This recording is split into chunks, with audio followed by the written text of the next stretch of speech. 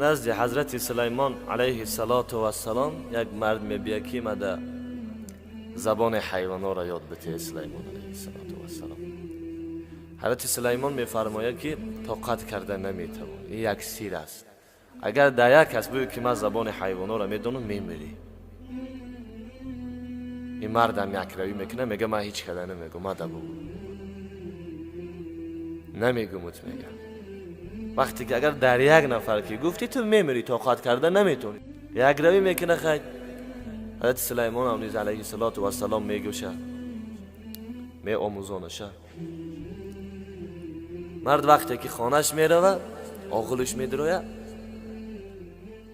خر بسی میگو، میگه که ایگو همین علف تمده بته بخرم، باور که همین صاحبم کش تگمه ای کارو باره. خدا بگیره شد. این صاحبم عجب ظلم کننده هسته که خر میگه باور که مرا صاحبم کش بتی همین علفک تمه بخرم، ما پگه حقی خمه در تو میتیم بخبم. وقتی که مردک یه حادیثه رو میبینه، این گوزنی گو خره دیگه قهقه میزنه میخنده. زنش میفهمه، میدوامه میگه چیگه بای چی ده خندی دیسی؟ مردک هیچی نمیگه دیگه. این سیره اگر باید که ما گوزنی وی میدونه میمیره. میگه هیچی نه، همون خیلی خاطرات جوانی در یاد آمد خندیدم. خاطرات جوانی یاد کردیم و خندیدیم. فردا میشه، فردا میبیا که با خرش خطی گاو گوزه دیسته. خرگاه میگه که ای گاو، میگه باور که همین روز پیش صاحبم خطی پیش قصاب رفتیم. صاحبم به سری قصاب گفت که گاوم کم ترک فر بهتر شو میکشیم شه. این اگر توزی علف بخیری تو توپاگه کم تر فر بمیشی میکشه میخیرند. بیا میگه علف تماده بوتی، علف تا نخیر که فر بمیشتی. گاو فیریو میکنه. این مرده دیگه قهقه میزنه میخنده، میگه نخواه یک خرگاه فیریو کنه. این چیگه پی چی روزه، چی روزی سیاه هایی. زنش با میفهمم میدامه، میگه انیق چیگه پی هسته بلا شبید، انیق چیگه پی هست در اینجا. میبیا مرده که مجبور میکنه که مده میگی چی بخندی دیسی، دینرم خندی، این روزم خندی. مردک میگه هیچ، یک خاطرات جوانی را خیلی در یاد آوردیم خندیدیم، بعد چی کار شد از زنه؟ نه، دینم در یاد آوردی، این روزم در یاد آوردی، سر درگو مده بگو. زن یک را بود است. مردکی بیچاره میگه بیا خیلی باد آباد، مردیم سرمان در گور، مردیم دیگه چی کار میکنیم؟ وای دستی هم خیزه نکن.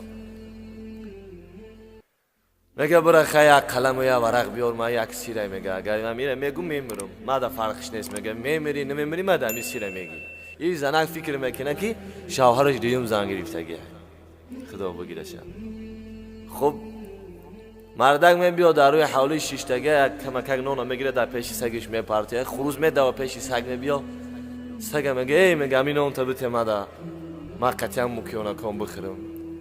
سگ میگه تو دیونه ای چی؟ تو میگه من خودم گوش نگیدم مرد هستم، غمم نته میگه من بخورم همین نونم. این صاحب میگه از سر سخته خدا بگیرش، از سرش درگو. میگه دیونه خوشحالی بکاز این ای صاحب من میگه سیرش در زنش میگه ای صاحب من از زنش میترسه، از سیرش در زنش میگه میمیره. حضرت سلیمان علیه السلام گفته گیشه که از سیر اگر که بگه میمیره. میگه بته من همین اون تا بخوره، میگه تو یه هفته گوشت و پوشت میزنی، پوستگان موی میگه قطعا 10 مکیا میگه در قفس محکم میکنن. میگه سرمان در گور. میگه همونجا چیکار میکنی موخی؟ تو میگه خورده خام میری یه هفته. وقتی که سگ میفهم میگه بچه ای خیلی باشه بیزیب کو صاحب من. خانه میگه به سر کلام بیزیب میشه کو. میگه سری صاحب من آخی در گور خدا بگیره شه، خدا بگیره همی صاحب من. این آیا زنک میترسه. یا زنک دو سه بار مجبورش کرده که بگو. خوب گفت باد آباد سرمان در گور میگی. من 10 موکیان ایهودش میبرم، 10 موکیان یک نول در زمین میزنه، 10 موکیان در فرمان من. یک تشکیه چی میگه؟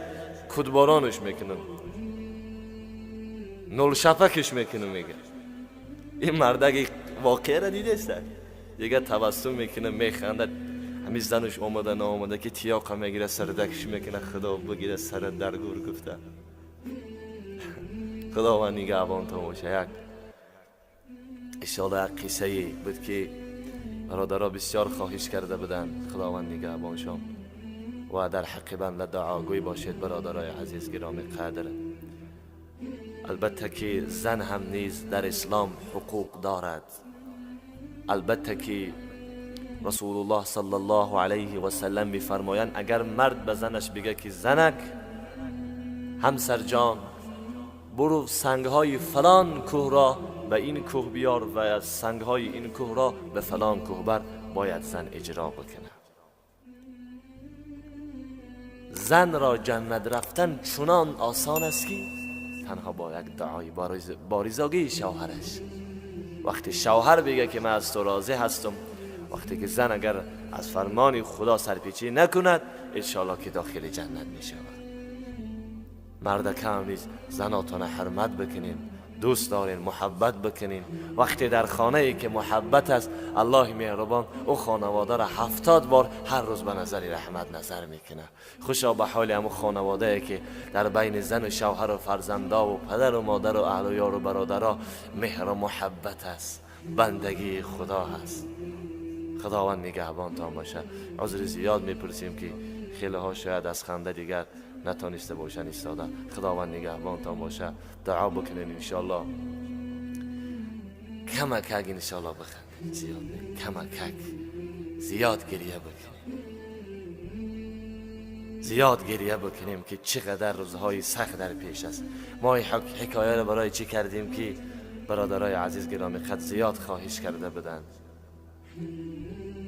رسول الله صلی الله علیه و سلم میفرماید بهترین مردان انا همون مردانی هستند که زنای خودشون لرد نمیکنن. شما زناتون نزنید، نصیحت بکنید، فرزندی انسان است میفهمد. خداوند نگهبانتان باشد.